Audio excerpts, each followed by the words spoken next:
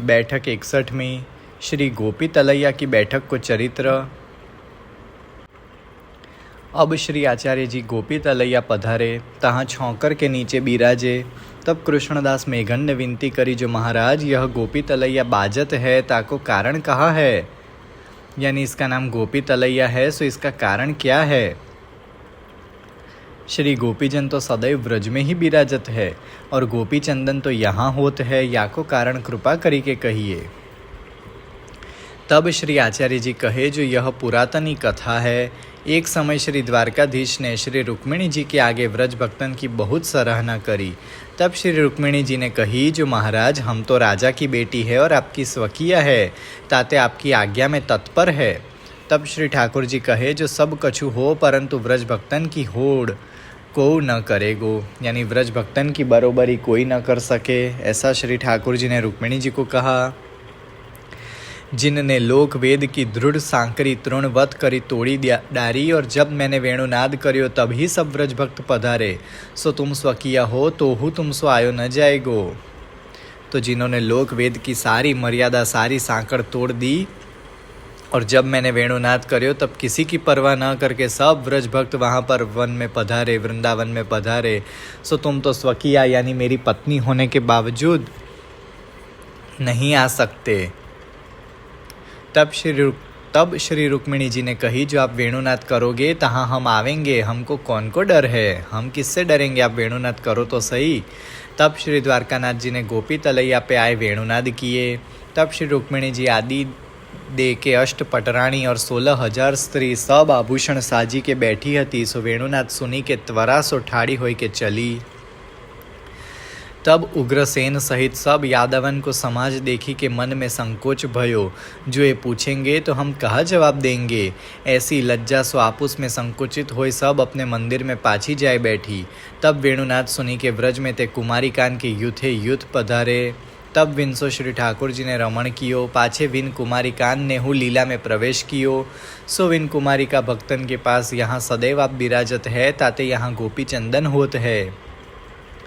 तब कृष्णदास जी ने विनती करी, जो महाराज यह दर्शन तो अवश्य करे चाहिए। तब श्री आचार्य जी ने भगवदियन को दिव्य चक्षु दिए, ताते श्री द्वारकानाथ जी अलौकिक कुमारिकान सो रास करत है, सो दर्शन करवाए। तब भगवदियन को महालौकिक आनंद भयो, ताते काहू को शरीर की सुधि रही नहीं।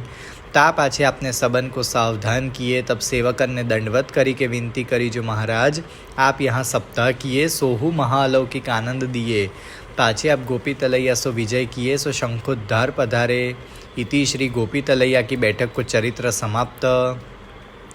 सो यहाँ यह वार्ता है, जो ठाकुर जी की पटरानी रुक्मिणी आदि सभी पटरानी भी वेणुनाद सुन के जो आने वाली थी, वो उग्रसेन आदि सब बड़े बड़े यादवों को देखकर वो डर गई कि ये लोग पूछेंगे तो हम क्या उत्तर देंगे। सो उनसे लोक वेद की मर्यादा टूटी नहीं। सो वो वापस अपने अपने भवन, अपने महल, अपने मंदिर में आ गई। परंतु ठाकुर जी ने तो अब रास का संकल्प कर लिया था, सो कदापि वृथा नहीं होता। इसीलिए व्रज में से वेणुनाद सुन के कुमारिकान जो व्रज गोपियाँ हैं वो वहाँ पर पधारी, और उनके साथ ही ठाकुर जी ने रास किया, द्वारका में भी किया। सो इस प्रकार की कथा अन्य पुराणों में है। बैठक 62 श्री शंखोद्धार की बैठक को चरित्र। अब श्री आचार्य जी महाप्रभु की बैठक शंखोद्धार में शंख तलैया के किनारे छौकर के वृक्ष के नीचे है, तहाँ आप बिराजे। तब दामोदर दास से आज्ञा किए, जो यहाँ श्री ठाकुर जी ने शंखासुर दैत्य को वध करी के शंख लियो। तब शंख तलैया में सो प्रगट भय, ताते श्री शंख नारायण जी नाम ते यहाँ बिराजत है।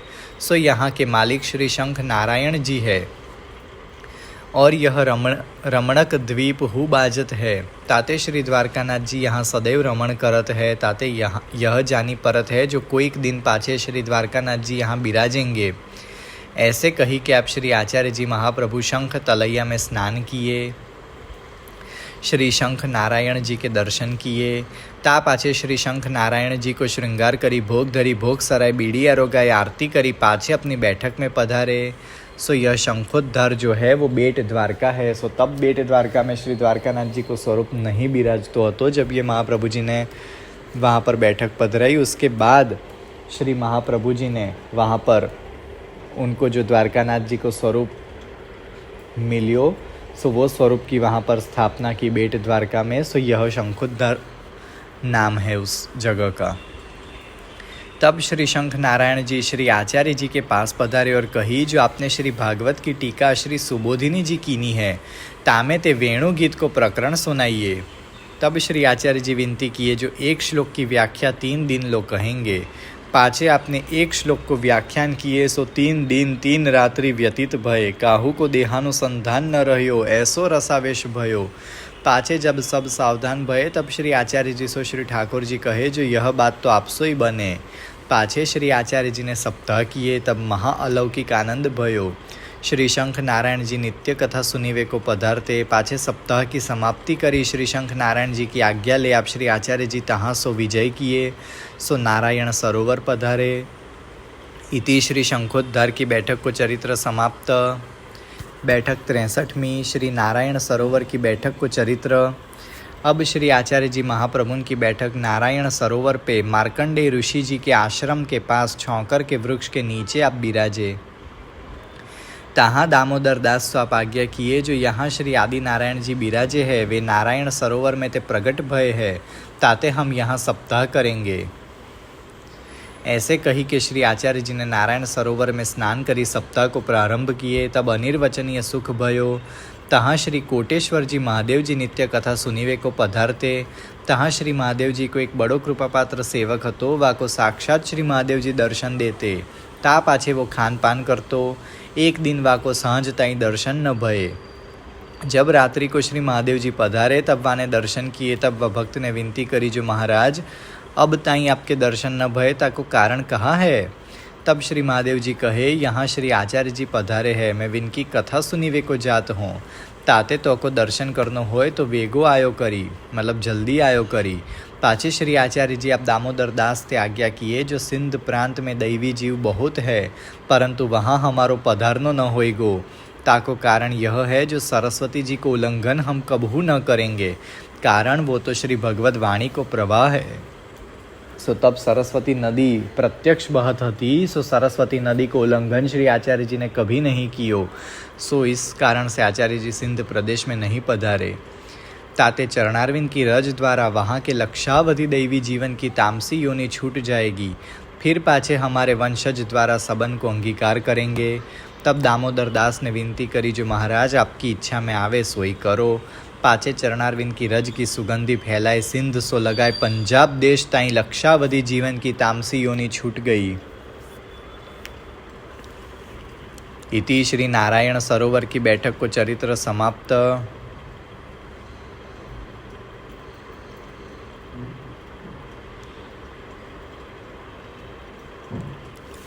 बैठक 64वीं श्री जूनागढ़ की बैठक को चरित्र।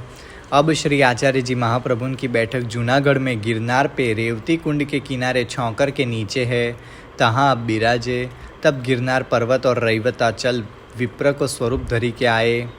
ताने साष्टांग दंडवत करी और कहो, जो महाराज आपको प्रागट्य सकल तीर्थन को सनात करणार्थ है, ताते या रैवताचल पर्वत को सनात कीजिए। तब आप आज्ञा किए, जो रैवताचल हम तो तुम्हारे ही लिए आए हैं। तब आप पधारी के एक शिला पे बिराजे। तब रैवताचल को परम आनंद भयो। तब वो नवनीत तेहु अधिक कोमल भयो। नवनीत यानी माखन तेहु अधिक कोमल भयो। ताते आपके चरणारविंद के चिन्ह ऊपर आए। पाछे श्री आचार्य जी दामोदर कुंड में स्नान करी वे पधारे। तब स्नान करत में श्री दामोदर जी को स्वरूप आपको प्राप्ति भयो। सो अब जूनागढ़ में श्री रघुनाथ लाल जी के माथे बिराजत है। ता पाछे श्री आचार्य जी अपनी बैठक में पधारे, तहाँ सप्ताह को आरंभ किए। तब एक योगेश्वर ने आई के साष्टांग दंडवत करी और कही, जो महाराज आपके श्रीमुख ते कथा सुनीवे को बड़ी इच्छा हती, सो कृपा करी के सुनाइए। तब आप सप्ताह किए। वह योगेश्वर नित्य कथा श्रवण करवे को आवतो। एक दिन कृष्णदास मेघन ने विनती करी, जो महाराज वह योगेश्वर आवत है, सो कौन है। तब श्री आचार्य जी कहे, जो वे द्रोणाचार्य जी के पुत्र अश्वत्थामा यहाँ गिरनार में रहत है, वे कथा सुनीवे को आवत है। तब कृष्णदास जी साष्टांग दंडवत किए। यह आज्ञा करी आपने चरणारविंद की रज द्वारा, तहाँ अनेक जीव अंगीकार किए। इति श्री जूनागढ़ की बैठक को चरित्र समाप्त। बैठक 65वीं श्री प्रभास क्षेत्र की बैठक को चरित्र। अब श्री आचार्य जी प्रभास क्षेत्र पधारे, तहाँ देहोत्सर्ग के ऊपर छौकर के नीचे गुफा में विराजे। आप आज्ञा किए, जो यादवास्थली यहाँ ही भई है। यादवास्थली यानी जो ठाकुर जी ने यादवों को आपस में लड़वाए सो यादवास्थली यहाँ ही भई है। यहाँ श्री दाऊजी शेष रूप पधारे है। यहाँ सप्ताह अवश्य होएगी। पाछे आप त्रिवेणी जी में स्नान करी नित्य नेम किए। पाछे आप सप्ताह किए। तहाँ श्री सोमनाथ महादेव जी नित्य कथा सुनीवे को पधारते। सो एक आड़ी बिराजते। जहाँ ताई कथा होती तहाँ ताई बिराजते। पाछे अपने स्थान को पधारते।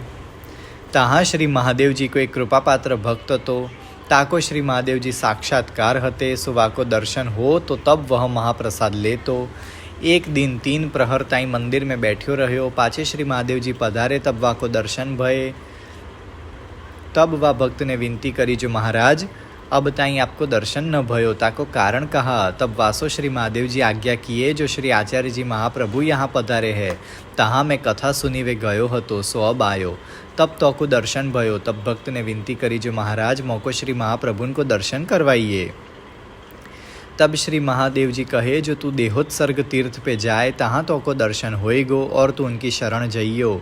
तब वह भक्त श्री आचार्य जी के दर्शन को आयो।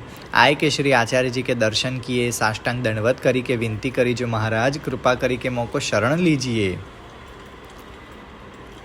तब श्री आचार्य जी आप कहे, जो तुम श्री महादेव जी के कृपा पात्र होय के हमारे शरण आइवे की क्यों कहत हो। तब वाने विनती करी, महाराज मोको श्री महादेव जी ने ही पठायो है यानी भेजियो है। तब आप आज्ञा किए, जो तुम स्नान करी आओ। तब वह स्नान करी आयो। तब श्री आचार्य जी ने वाको नाम सुनाई के वैष्णव कियो। पाछे आप सप्ताह की समाप्ति किए। तब महाअलौकिक आनंद भयो। पाछे श्री आचार्य जी आप प्रभास क्षेत्र की 5 तीर्थी परिक्रमा किए। ऐसे महात्म्य देखी के तहाँ अनेक जीव आपके शरण आए। इति श्री प्रभास क्षेत्र की बैठक को चरित्र समाप्त।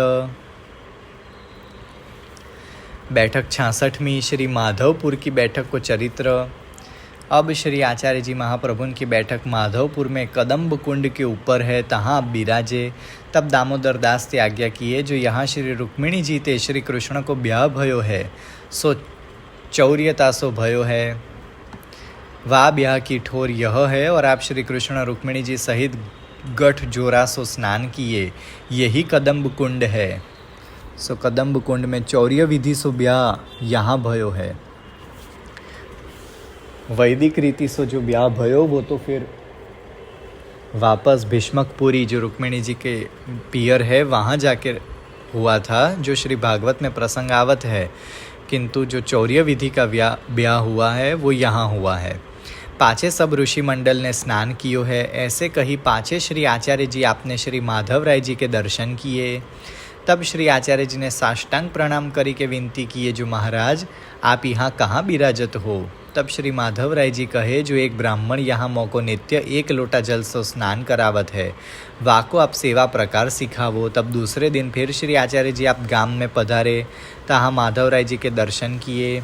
तब वह ब्राह्मण आयो, तासो आप आज्ञा किए, जो इन श्री माधव राय जी को आछी जगह पधरावो और सेवा श्रृंगार आछी रीति सो करो, ताते इनके पाछे तुम्हारो हूँ निर्वाह अच्छी भांति सो चलेगो। तब वह ब्राह्मण ने विनती करी, जो महाराज मैं तो कछु नहीं बने हैं, ताते जैसे आप कहो तैसे करो। तब आपने छोटी सी जगह बनवाई दई, तामे आपकी आज्ञा प्रमाण श्री माधव राय जी को पधराए और धोती ऊपर न धराए, पाग को श्रृंगार कियो। तब वह ब्राह्मण सो आपने कही, जो तुम याही रीत सो नित्य सेवा करियो और जो मिले ताको भोग धरियो। पाछे श्री आचार्य जी श्री ठाकुर जी की आज्ञा लेके अपनी बैठक में पधारे। कदम्ब कुंड में स्नान करी सप्ताह को आरंभ किए। तहाँ श्री ठाकुर जी नित्य श्रवण करीवे को पधारते। तहाँ महाअलौकिक आनंद भयो। ऐसो महात्म्य देखी कि अनेक जीव आपके शरण आए। पाछे तहाँ सो आप श्री माधव राय जी की आज्ञा लेके विजय किए, सो गुप्त प्रयाग क्षेत्र में पधारे। इति श्री माधवपुर की बैठक को चरित्र समाप्त।